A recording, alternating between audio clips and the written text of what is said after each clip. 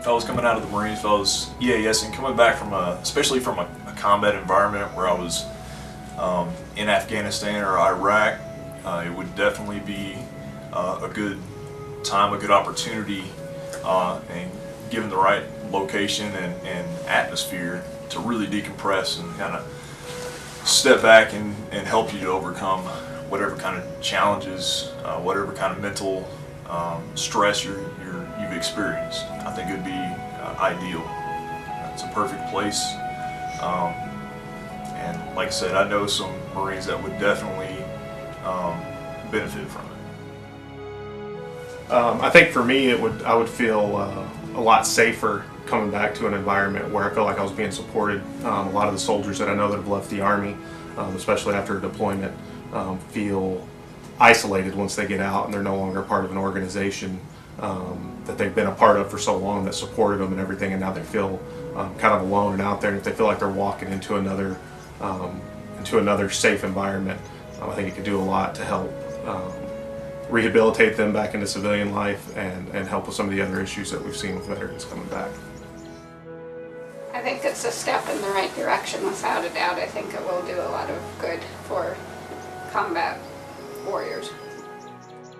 As far as their families are concerned, I think it's gonna the same kind of thing as a safety, not a safety net, but make them feel like they're being supported as well, and that their spouse, their loved one is gonna be successful in their transition back into the civilian world.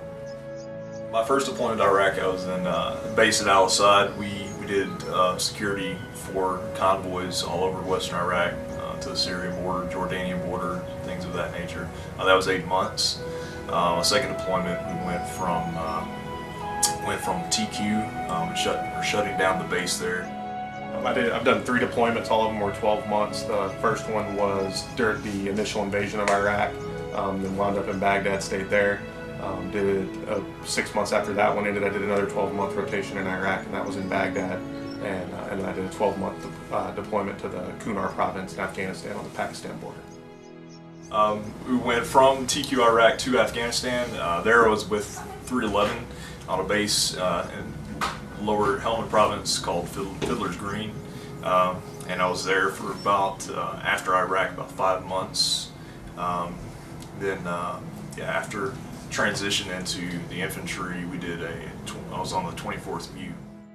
As a part of my deployment to Afghanistan, we had an embedded reporter with us that wound up making a documentary movie called The Hornet's Nest about the end of our deployment there.